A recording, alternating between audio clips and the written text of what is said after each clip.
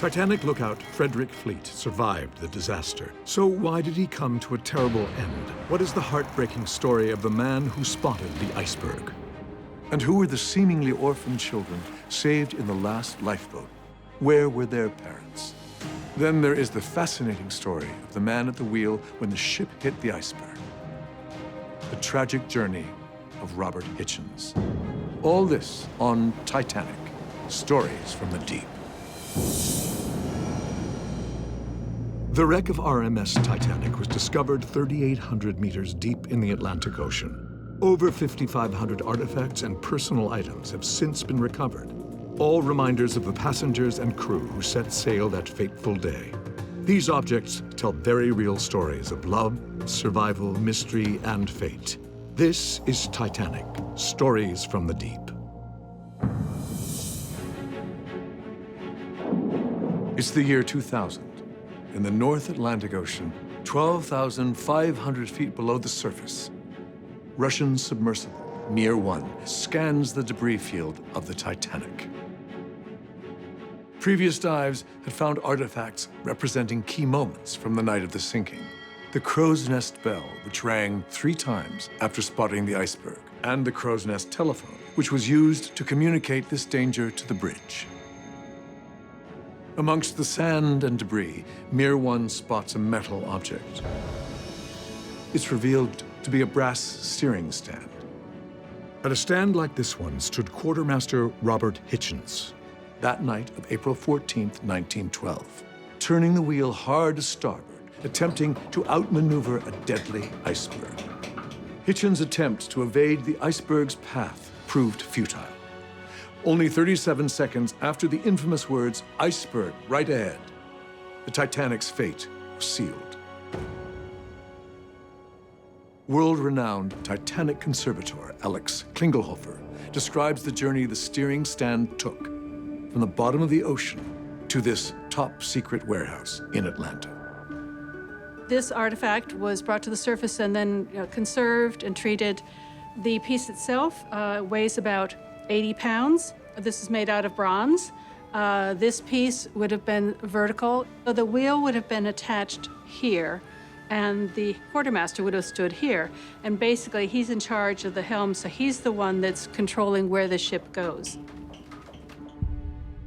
For some crew members, the decisions they made would be forever tried in the court of public opinion. And few people in Titanic lore are as controversial as Quartermaster Robert Hichens. He was the man that was at the ship's wheel during the collision, which is the biggest reason that people recognize him. And then the second biggest reason would be the fame of his interactions with Molly Brown, the lifeboat. Margaret, or Molly Brown, was a socialite traveling without her husband. Following the tragedy, she became known as the unsinkable Molly Brown. As Titanic was being evacuated, she was seated in lifeboat 6. After the iceberg was struck, Hichens was sent to help with evacuations. He was put in charge of lifeboat number 6. Captain Smith, at some point along the way into the sinking, had a megaphone and tried calling some of the lifeboats that were only partially filled back to the ship to take on more people. And Hichens heard this order and refused to go back. As the Titanic sank, a lot of women in the boats, hearing the cries of distress, wanted to return. And Hichens, he said, "It's our lives now, not theirs," and was accused of saying that there were only a lot of stiffs back there. Quite a few of these women in this boat had left their husbands or friends back behind. At that stage, he could have gone back and possibly taken on people safely and refused to do it. They row away and eventually tie up with boat number 16, rafting together. Hichens then stood down from his station and prepared to take a rest. As soon as they stopped rowing, the women in the boats began to chill down and they found the cold intolerable. They wanted to resume rowing so they could remain warm. Hichens objected. Margaret Brown, absolutely incensed. She threatened him and said, "We're going to do this anyways, and if you try to stop me, I'm going to throw you overboard." One of the women had to put their hand on Margaret's shoulder to try and settle her down, but she said later, "Oh no, if I tried to advance on him, he was so terrified of me, he would have gone overboard." You know, you've got Molly Brown, she's on the stage in books, on mugs, and everybody loves her and sees her. as this incredible heroine, and Robert Hichens is this terrible bully, and it's not true. The first ship to respond to Titanic's rescue call was the RMS Carpathia. A flare from a lifeboat in the distance caught the crew's attention, and Carpathia spent the rest of the night picking up passengers from the lifeboats. At approximately 8 a.m., lifeboat number 6 rowed up to the Carpathia, one of the last to be rescued. It was a wonderful scene on the Carpathia where Margaret Brown and some of the other passengers of lifeboat number 6 come across Hichens apparently gesticulating wildly and talking about the difficulties he had in installing discipline in his lifeboat. And of course, he looked up and saw Margaret Brown and her little entourage, and at that point he beat a hasty retreat.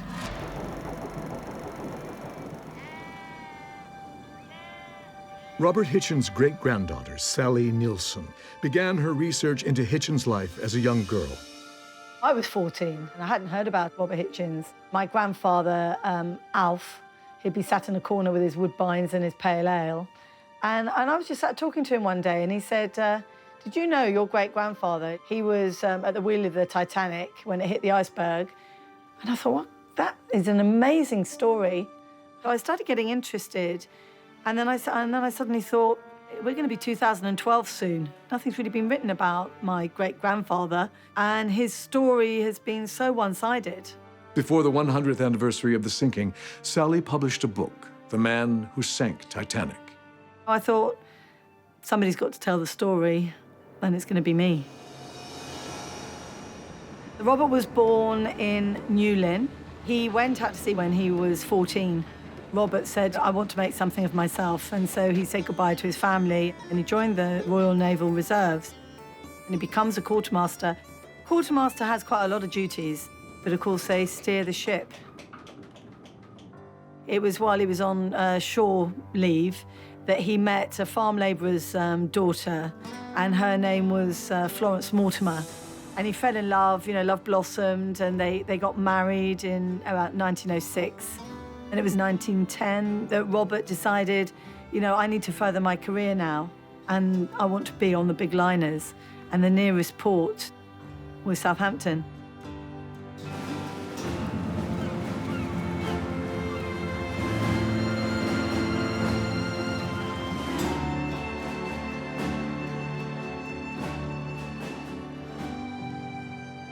Southampton was a bustling sea town. It didn't become a city until the 60s.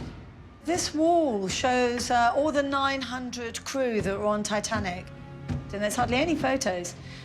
I'm just trying to find Robert Hichens here, actually. And there were only about 165 who did survive. There he is. 1912, it was a terrible time. There were the coal strikes. Anything that ran on coal. So specifically the steamships were having a terrible time. So every single crewman was trying to get on a ship. When the coal strike was lifted on the 6th of April, they went charging down to the signing on offices to try and get on this fantastic ship that they'd heard about. He was 29 when he signed up at Southampton on the 6th of April. The paint was hardly even dry when Titanic came to Southampton from Belfast. Robert went down there with hundreds of other hopefuls, and he was the second quartermaster, actually, to sign up after the officers. The coal strike had meant that Southampton had been in terrible poverty, and now, at last, he had a berth on a ship and an opportunity to make some money. He was 12 years as a quartermaster before he went on Titanic. And Titanic was going to be the first ship that he was to sail on with the White Star Line. Florence, his beloved wife, she was 6 months pregnant with my grandmother, Phyllis May. And his parents and his family were so proud that he was going to be sailing on this fantastic luxury liner. It was just terribly, terribly exciting.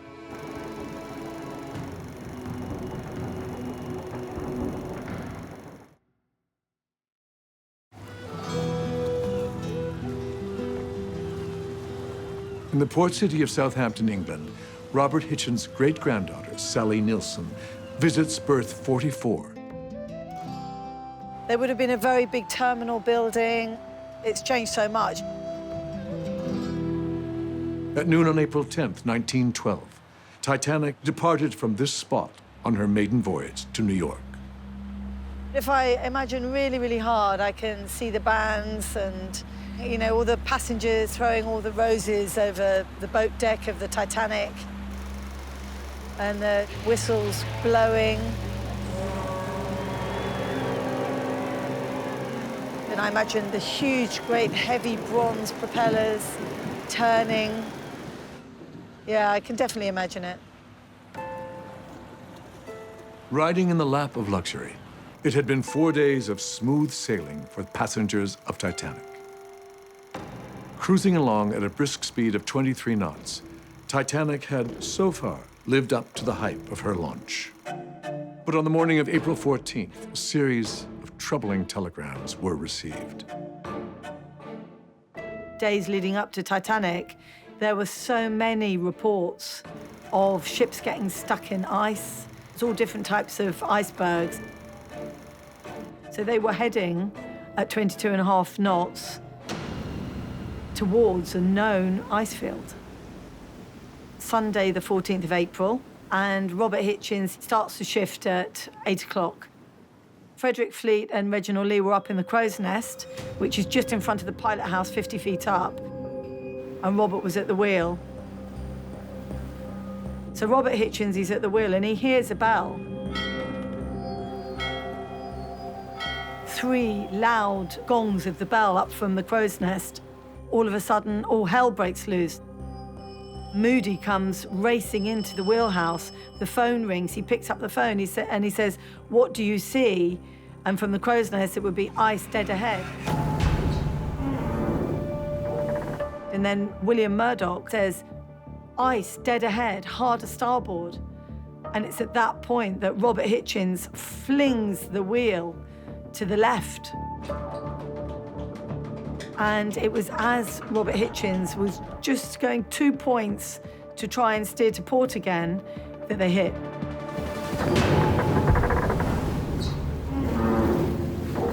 As Titanic turned to port, it very nearly avoided the iceberg altogether. In fact, the collision was along the starboard side at intermittent intervals. But the pressure of the berg against the hull plates caused them to buckle and open to the sea, which of course allowed the ingress of water. Once they'd breached 6 watertight compartments, it was inevitable that the ship would sink. Captain Smith comes out at that point from his cabin and he says, "What have we hit?" So Murdoch says, "We've hit an iceberg. You know, I hard starboarded, I tried to port round her, but it was too late. We already hit."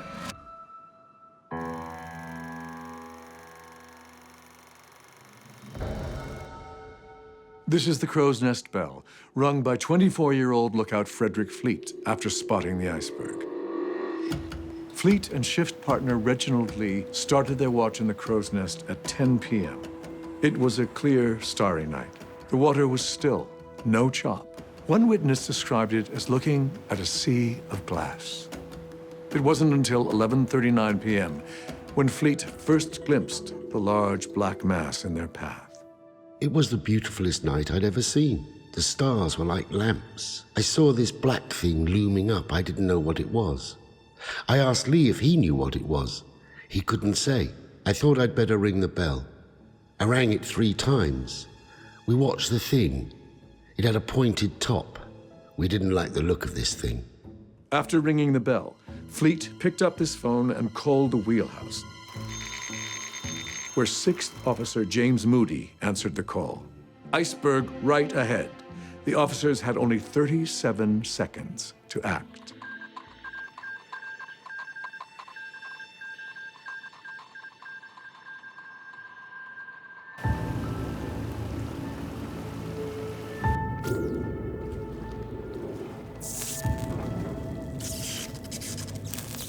About 20 minutes after impact, Frederick Fleet ended his shift in the crow's nest.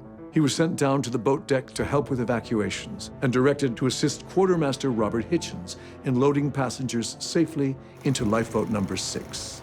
Robert had 25 in his lifeboat, 21 women and 4 men. It was really difficult because they're big, heavy wooden lifeboats. And Robert Hichens said, take an oar, ladies and oar, do your best. And then they rowed and rowed as hard as they could, so that they were nearly a mile away from the Titanic. And then they looked back.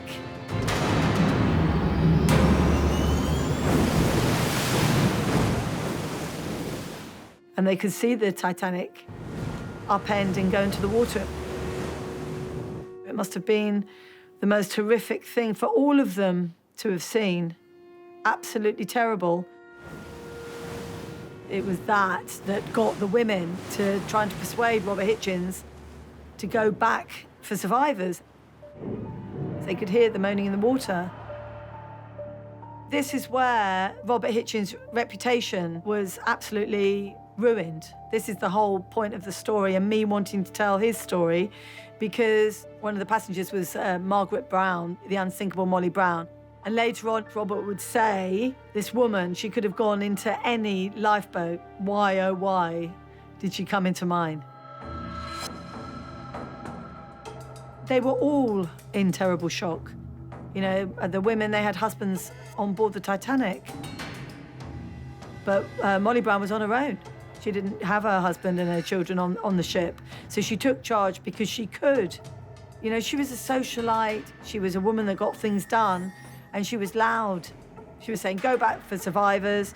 And Robert was saying, no, he knows how cold the water is. He knows about hypothermia. He knows that if you go in the water, you're not going to survive. I have no doubt that Robert used, you know, quite flowery language. I don't know exactly what he would have said. And somebody said Molly Brown was even trying to sort of climb over and get to the tiller. But if you'd just been at the helm of a major luxury unsinkable liner and it had hit an iceberg, how would you be feeling? There was no way he was going to let go of that tiller. He was probably in terrible shock. They were saying that he was quivering like an aspen. He just had an overcoat on, he had no hat, he'd been standing up, his lips were getting frostbitten. He wanted to make sure that he could steer these people to safety. Passengers within the lifeboat were calling him a bully, and they were saying he was a coward because he didn't go back for survivors. And that is it. That was his reputation for 100 years, that he was a coward and a bully. They wanted someone to blame. That was it. And Robert was the one. Almost an hour after Robert Hichens' lifeboat number 6 launched successfully from Titanic, the lifeboat Collapsible D is lowered down from the roof of the officers' quarters. There were 4 collapsible lifeboats on the Titanic, launched after the 16 standard wooden lifeboats were deployed. With 1,500 people still aboard, and only a 47-passenger limit on Collapsible D, crew members form a circle around it to ensure only women and children get on board. All of a sudden, a Frenchman breaks through the human barrier with 2 small boys in hand. They're safely placed aboard, and Collapsible D launches from the port side. It would be the last lifeboat to leave successfully. When the Carpathia came to their rescue, the boys spoke no English and didn't know the names of their parents. When they got to New York, the newspapers proclaimed them the Titanic orphans. Who were these children?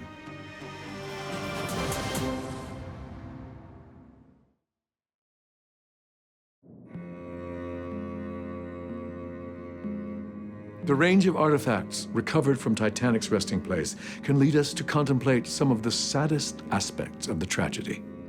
These are some clay marbles found at the debris site.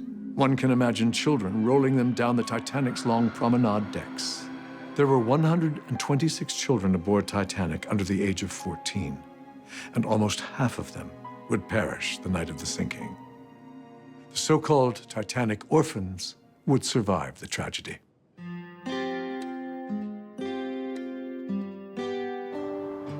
In Paris, France, Elisabeth Navratil discusses her connection to one of the biggest mysteries of the Titanic story. Quand j'étais jeune, donc, nous vivions à Montpellier, et une nuit, j'entends mes parents parler, et j'entends le mot Titanic. J'ai dit, mais de quoi vous parlez? Ils ont hésité, et puis papa a décidé de me raconter ce qui s'était passé. Et tout d'un coup, j'ai compris pourquoi mon grand-père était mort. Mon grand-père, Michel Navratil, Il fait un apprentissage de couture à Vienne. Et ensuite, il va se perfectionner à Paris. Et ensuite, il est engagé par le meilleur tailleur de Nice. Et il devient le premier tailleur. Là, il y a une jeune fille qui est apprentie couturière, Marcel.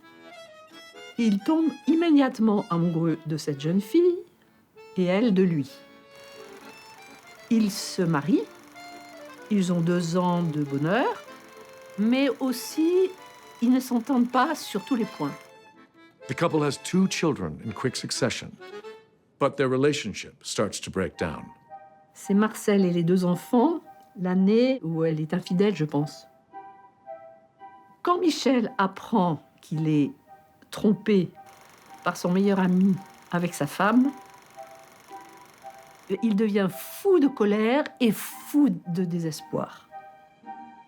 Michel, in a fit of rage, decides to end his marriage and immigrate to Chicago, where he has family, and takes his children with him. Il ne peut pas imaginer de laisser ses enfants à Marcel. Il est allé à Monte-Carlo acheter 3 billets de seconde classe sur le Titanic. Et il s'est inscrit sous le nom de son ami Michel Hoffman. Ensuite, il va à Southampton directement parce qu'il a peur d'être arrêté par la police. Michel Navratil has kidnapped his 2 young sons and fled France.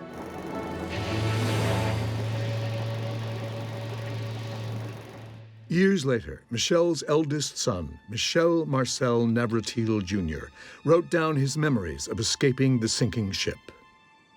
Je fus réveillée par mon père. Il me porta dans ses bras sur le pont du Titanic, puis tous 2 nous placèrent, mon frère et moi, dans un canot qui était déjà à peu près pleine de passagers. Mon père me chargea de dire à ma mère l'affection qu'il avait pour elle, et il nous quitta. Je ne savais pas que je ne le reverrais plus.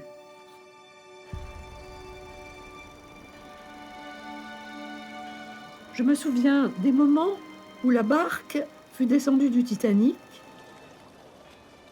du bruit qu'elle fit en tombant dans l'eau, et des moments où elle commença à s'éloigner du navire.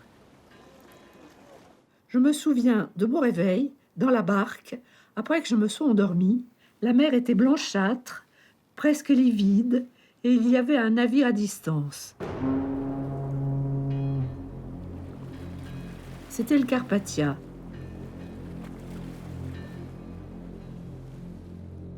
Once aboard the rescue ship, no one could figure out who the children were or where their parents may be. Les enfants ne connaissent pas leur nom de famille. Ils ne connaissent même pas leur prénom parce qu'on les appelle Lolo pour Michel et Moumou pour Edmond. It was impossible for the authorities to determine who they were and if they had any living relatives. Numerous stories and photos of the boys appeared in newspapers around the world, creating an international mystery. In the meantime, their mother had no clue where they were. Au bout de 5 jours après le naufrage, elle voit sur le journal de Nice la photo en grand de ses enfants, rescapés du Titanic. Voilà.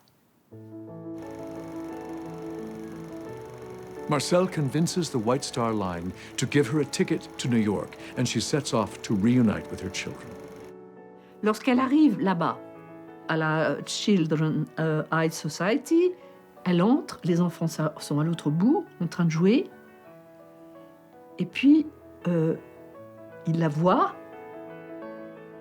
et tout le monde court, et ils se rejoignent au centre, Et là, c'est des baisers, des mamans et des mamans. Bon, bref. Ça y est, on lui rend ses enfants. Voilà.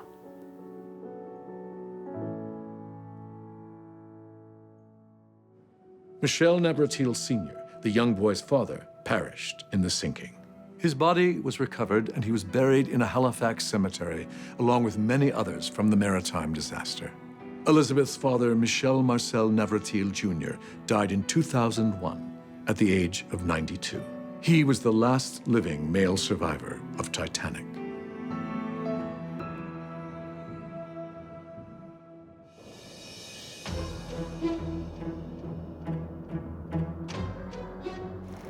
After the rescue, survivors were brought back to New York.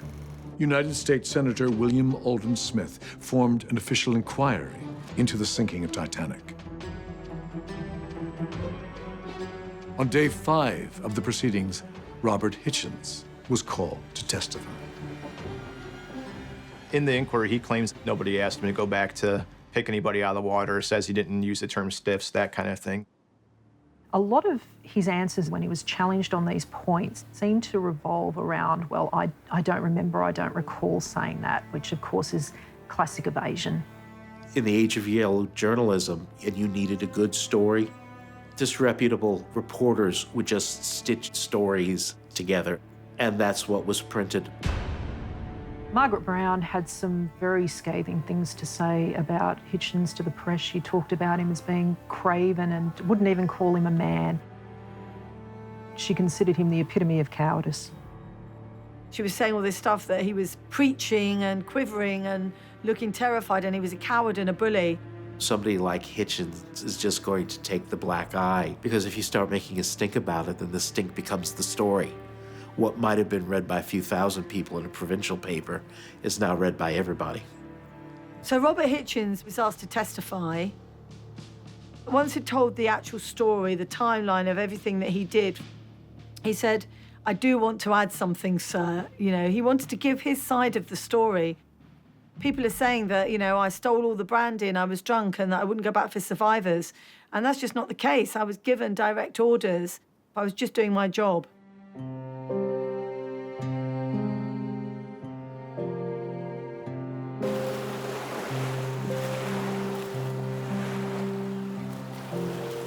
Nobody at any point said it was Robert's fault. But if you've been at the helm of a luxury unsinkable liner and it sinks, you know, it was like he had an albatross sitting on his shoulder and people didn't want to sail with him anymore. So for many years, he did sail a little bit, but on small ships. You know, there were many seamen who they went out to sea all their lives. It was all they knew. And that was certainly Robert. You know, he went out to sea when he was 14, and his whole life he was part of the sea in one continent or another. Hitchens' life after the Titanic was a troubled one, including time in prison for attempted murder. We're getting towards the Great Depression, and Florence was running a B&B with her sister in a very posh part of Torquay. So Robert had this boat, but no one had any money. And then they had a really bad summer of rain as well. So Robert wasn't getting any of the people coming on his boat. But he also made a very silly mistake of borrowing some money from a man called Harry Henley. He was not a very likable character. Harry Henley wanted his money back, and he was giving Robert a really, really hard time and bullying him. And Robert was in such a terrible state, he had to sell the house, and he blamed Harry Henley. So he was going to kill Harry Henley, and he was going to kill himself. And he found Harry Henley, and Robert said, "Lend me some money." And Harry Henley said, "If you weren't so drunk, I'd beat you up." So Robert Hitchens reached into his pocket and he took out the gun, this small silver revolver, and he shot him. The shot barely grazed Henley's skull, and a second shot missed completely. Henley escaped and ran to the police. Hitchens tried to end his own life, but that shot missed as well. But because of his excellent war record and the fact that he was on the Titanic and he was down and out, he didn't get the hangman noose.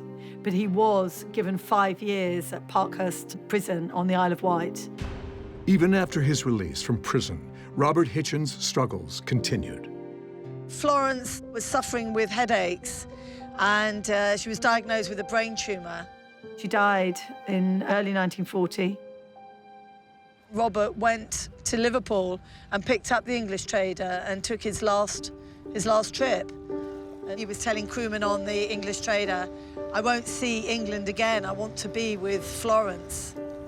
And, you know, Robert died on the 23rd of September. His family never found out where he was buried, but it was assumed he was buried at sea. There's a wonderful photograph of him on the beach with Florence and her sister. You can see how much taller she is than him. Robert's standing there with the pipe, and I love that photograph. That is the... You see, that's what gets me. Sorry, because that's Robert. I just see him. I see him. It's like he's standing in front of me when I see that photo. You know, that is the kind, caring Robert. You know, he's probably got a great sense of humour, and the one that his parents loved and, you know, everyone else seemed to love, except for the people that were in the lifeboat.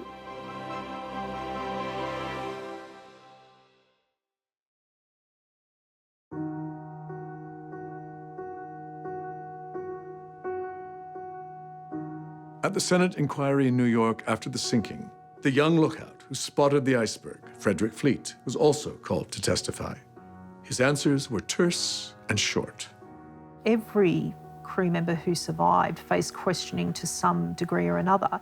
It might have been more acute in his case just simply because of the position he occupied, the position he was in when the collision occurred. The questions are pretty straightforward, most of them what he's asking, but it did seem like he was being maybe slightly evasive or at least defensive in his responses. When they asked, how quickly did you see that? He's like, well, I told him about it as soon as I saw it. And you could tell he didn't want to get blamed about not reporting it soon enough. They've just experienced the most catastrophic accident that the North Atlantic has ever seen. And he was the lookout. I think it's very natural that you would feel defensive. You would feel very vulnerable in that position. But he was a sensitive soul, and I think he might have read as criticism what wasn't necessarily intended as criticism. Questions started to arise as to why the lookouts weren't equipped with binoculars, or glasses, as they were then called. Will you tell me how long have you been of the rank of lookout? How long have you held that position? About 4 years. All the time I was in the Oceanic. When you were in the Oceanic and employed there as a lookout, did you have glasses? Yes. Glasses provided for you in the crow's nest? Yes, every trip. Did you ask for glasses? I did not, but Simmons did. You had better tell us what he said. He said there were none aboard for us. There could very well have been a set of binoculars in the crow's nest locker. The trouble was, the door was locked, and the man who had the key had been let go. Now, we know that they did have binoculars when they brought Titanic from Belfast to Southampton. One officer was placed in charge of the binoculars in a locked cabinet. You would always keep everything locked. But the last day before they set sail, there was a change in the order of the officers. David Blair, the second officer, left the ship in Southampton. There was a reshuffle. A new chief officer was brought on board. He left the ship with the key to the crow's nest box in his pocket. Frederick Fleet and Reginald Lee, normally they would have taken binoculars with them, but there were none to be provided because they were locked up and unavailable to them. Do you think if you had had glasses, you could have seen the iceberg sooner? Certainly. How much sooner do you think you could have seen it? In time for the ship to get out of the way. So it is your view that if you had had glasses, it would have made all the difference between safety and disaster? Yes. Fleet's explosive claim that binoculars could have changed Titanic's fate caused a stir. But whether it's actually true has been hotly debated by historians. Experienced merchant seamen themselves couldn't agree on the merits of carrying binoculars. Some lookouts favored having binoculars, but a lot of them didn't like using them, especially at night. Binoculars magnified the object they were looking at, but of course they restricted your field of view. So in the view of some merchant mariners, it was better to have a clear, unencumbered view of the horizon. Apparently, Admiral Scott of Antarctica said that no, actually, in his opinion, being on the deck with binoculars would have been much better to observe an iceberg in those conditions. But to be honest, no one will ever know. Just the fact that there weren't binoculars and that Frederick Fleet saw the absence of stars and rang the bell and said iceberg straight ahead. After the disaster, Frederick Fleet had trouble finding steady work aboard other ships. There were numerous rumors that perhaps Titanic's crew were bad luck. After the Titanic, he kind of felt that he had gotten a raw deal because of his affiliation with the sinking, and I think a lot of the crew members felt that way, that maybe they got kind of passed out because they didn't want reminders about the sinking. There are some indications that there was a certain stigma with having been a Titanic crewman. I interviewed the son of a White Star Line steward who said that in the 1930s there was a suggestion that the careers, at least of the Titanic's officers, had been stymied. Fleet's life didn't get easier in the ensuing years. The memories of the tragedy still haunted him. Frederick Fleet struggled for many years after the Titanic disaster. He had insomnia. He spoke years later of the continuing nightmare of seeing this giant dark shape looming out of the dark. What we know now about survivor's guilt is that regardless of what your roles or responsibilities are, just by virtue of the fact that you survive can leave you riddled with feelings of guilt. He spent the last days of his life selling newspapers in Southampton. He met an extremely unfortunate end. His beloved wife, Eva, died. He was already struggling. They'd been living in his brother-in-law's house. Upon the death of his wife, he was evicted. So he was destitute and poor. He was corresponding with Ed Commuta from Titanic Historical Society and had actually kind of talked about these bad circumstances in his life and how hard off he was at that point. My dear friend, just a few lines to let you know I'm in deep trouble. I have just lost my wife. Also, I'm leaving my house, the place where I have been living. There is only my brother-in-law and myself. We cannot agree, so I think it is to let you know not to write me until I give you my new address.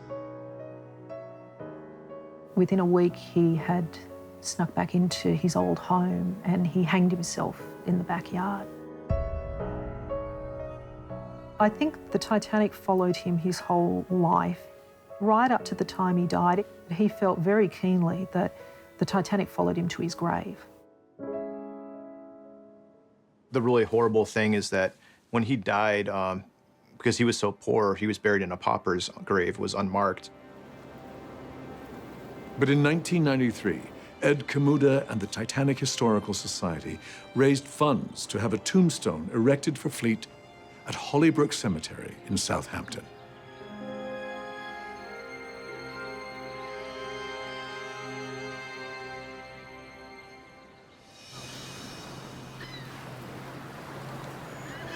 In Aberdeen, Scotland, at Trinity Cemetery, Robert Hitchens' great-granddaughter, Sally Nilsson, meets with City Council officer Ian Burnett.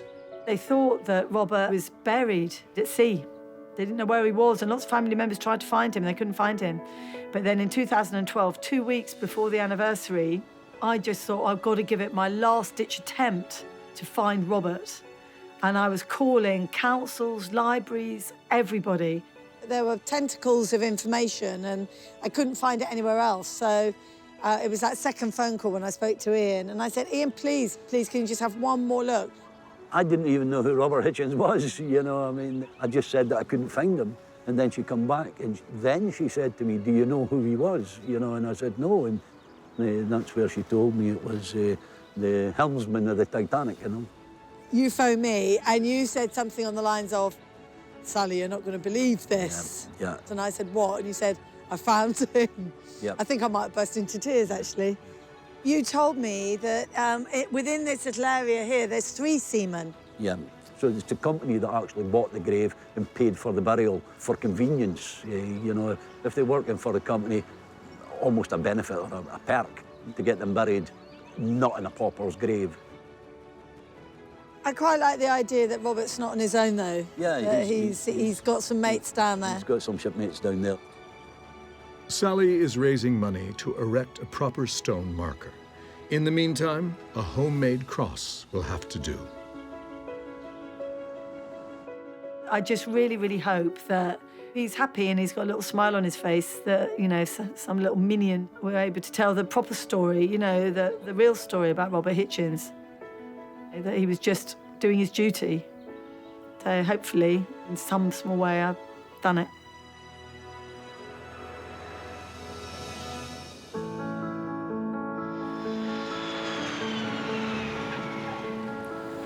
In a top-secret warehouse in Atlanta, Sally Nielsen is about to see the brass steering stand recovered from Titanic's wreck site, similar to the one her great-grandfather used on the night of the sinking.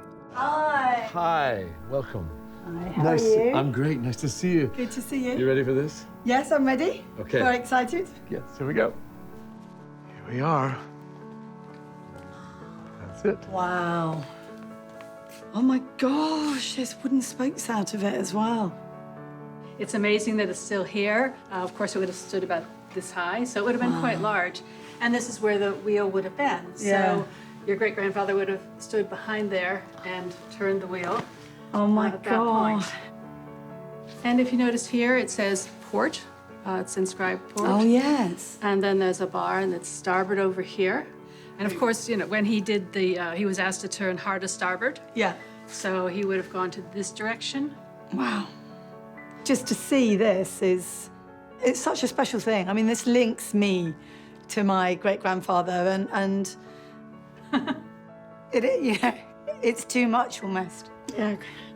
It's funny, sorry. That's okay. I knew I'd be emotional about this, but Of course, of course. it is just so incredible.